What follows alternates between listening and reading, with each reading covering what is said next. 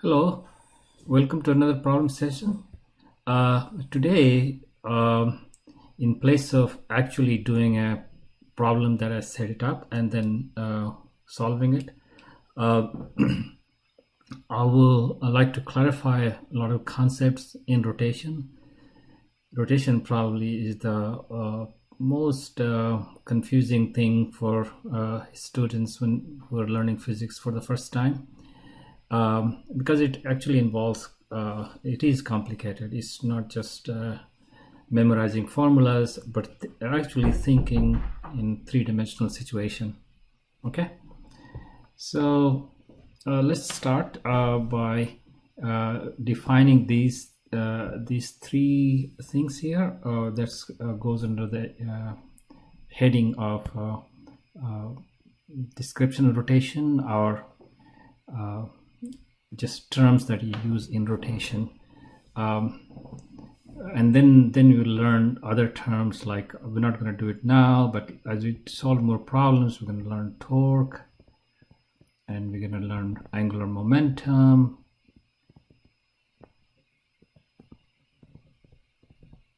and when we learn angular momentum, we're going to find out that there's something called moment of inertia. And you see, there are a lot of things you have to know before you can actually handle a rotation problem. So let's see angle of rotation. So here's a say some objects. Doesn't have to be a sphere, it's just an object, and it's rotating. What do I mean by that is there is some axis. So there is we imagine there is an axis. Maybe this one is kind of go through the body, and this whole thing is changing shape. So if this was this changing direction, I mean, if this was the case, and this is like a say fixed axis. So describing it already is a very difficult situation, right? So the way we do it is there is a fixed axis, and so this is the axis rotation, but then there are like a x, so this is a O, and this is like an x-axis, and this is the y-axis, and this could be z-axis. So this is fixed axis of rotation. We'll call it fixed axis rotation if following thing happens.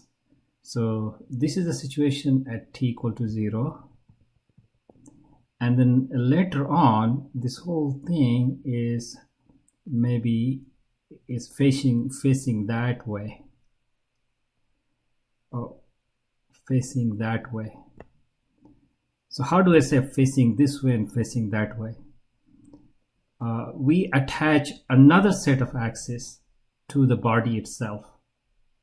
So imagine you have another axis on top of this. So these guys are, let's call this capital axis, fixed ones, capital, and the little ones,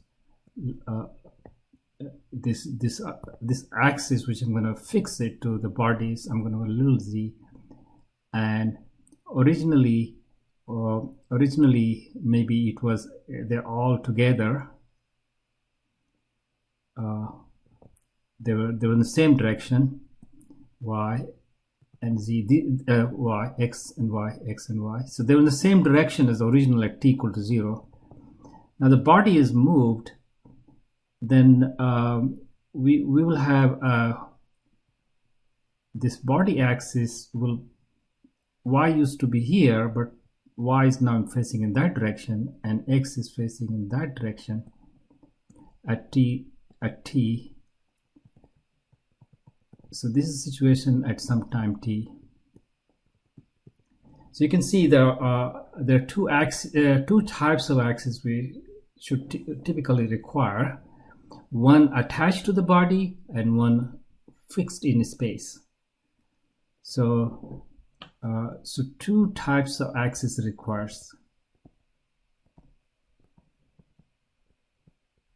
required. One is O, X, Y, Z fixed in space. It doesn't have to be fixed to anybody. Normally, this axis, there's an axle, there's a wheel, then the rotation axis is an axle. So we'll say one of this, one of these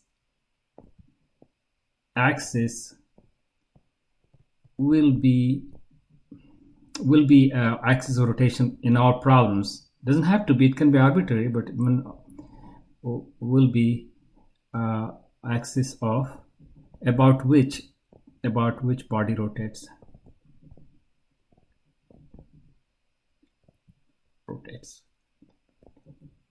And then there is a O. Here we're taking the same, doesn't have to be same, but we're taking the same, X, Y, Z, which is attached to the body.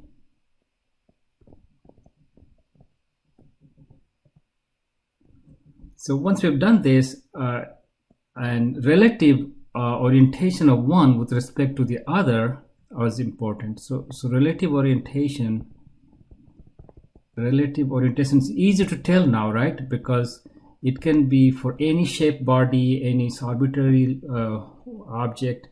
Relative orientation of O, X, Y, Z with respect to O, X, Y, Z describes rotation. Okay, so in a simple way, in our picture here, we can take this angle. We can take this angle between this axis and this axis as angle of rotation. So angle of rotation. So we're using X versus O.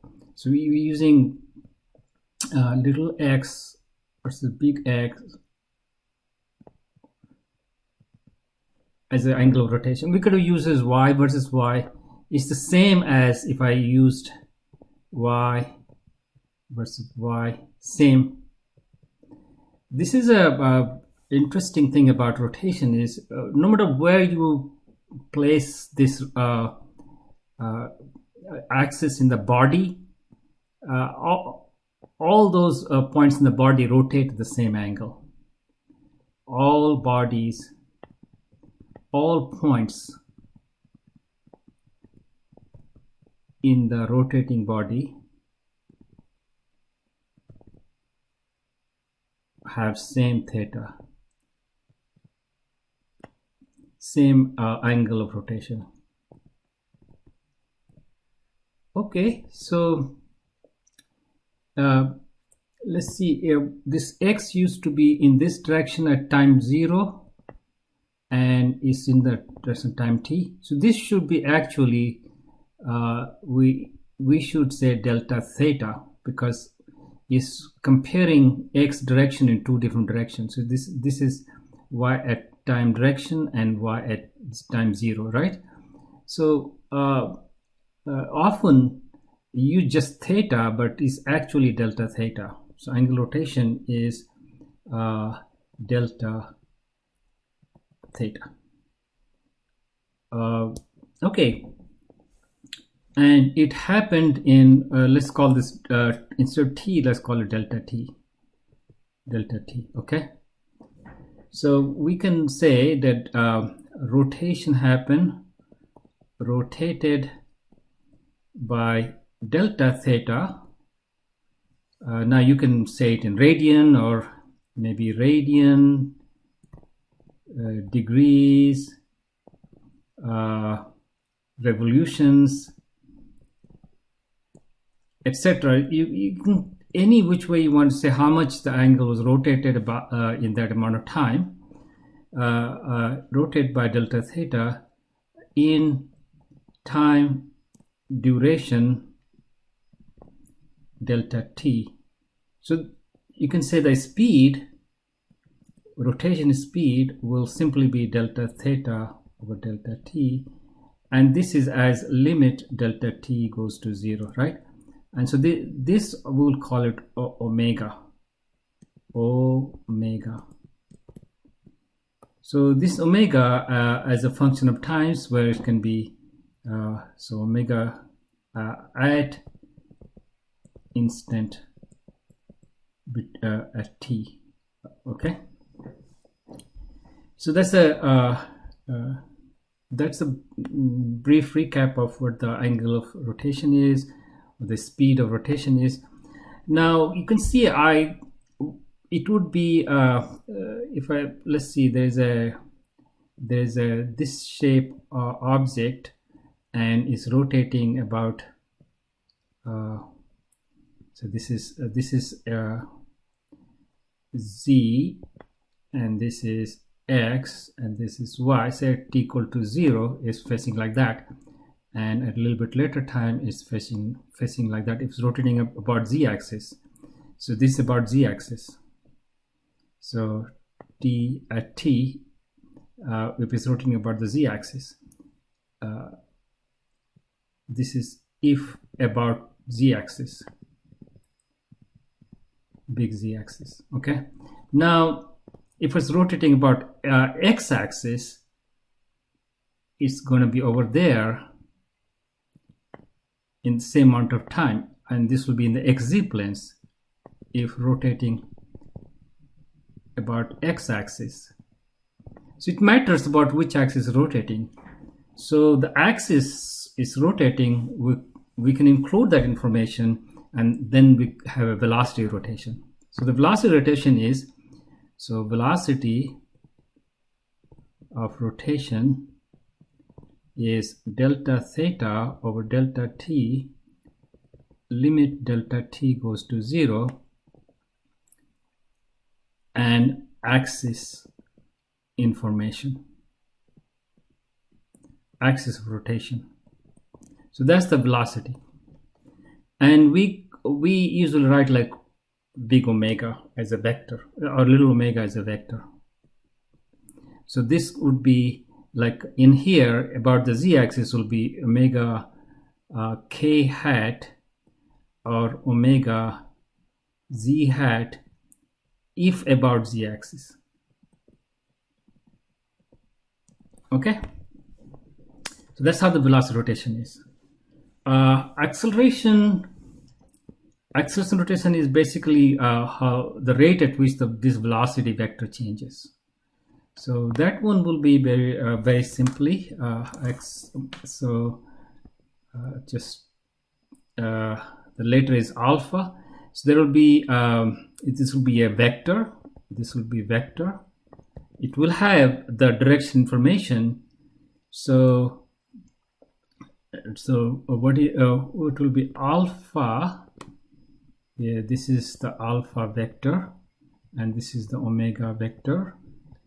This is now angle of rotation can also be thought of as a vector if we include the rotation as axis. So we can say delta theta, the whole vector, or we can say delta theta and axis. Okay, so let's get back to alpha. Acceleration is simply just a d omega dt. So if it's about a z-axis, so this will simply be about d omega k hat dt, and that's going to be d omega dt k hat, because plus omega d k hat dt, but this will be 0. So that will be also along the z-axis. If the rotation is direction is fixed, if its direction is fixed, then angular acceleration direction is also along the same direction. So we make use of these when we do problems. Just one last thing I'm going to say is delta theta usually be written down in radian. We typically use radian for delta theta. when we do problems, but when we talk, we talk in this or number of revolutions. So the rotation angle can be more than 2 pi. So the last thing to notice is rotation angle. This can be more than 2 pi, because each full circle, each full times it goes around about an axis, it has a 2 pi radian, and if it goes 2 times and a half, so 2 times and 2 pi plus pi radian. If it goes 2 full circles and a half, then it accumulates. If it goes in the other direction, I can use a negative, because you can see the axis information is important in all of this. So if this side is positive, if I'm looking at that side, I say counterclockwise rotation is positive, then clockwise rotation is negative. So another place of confusion. So here is a clarification about delta theta. Can be delta theta and axis. If axis is fixed, then we and something is, say, rotating this way and axis is this way, then if you look from the top, then we say it's rotating counterclockwise.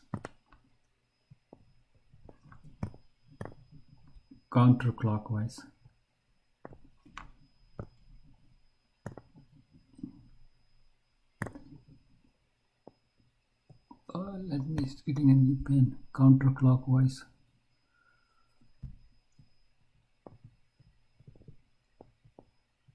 Clockwise. And then we say the delta theta. We can say delta theta vector is delta theta times k hat, or we can say is some positive, some angle, positive, say 35 degrees in 2 seconds. We can say like that, or we can say 0.6 radian in 5 seconds or 2 seconds. We can say something like that, and absorb this vector in the description of plus or minus.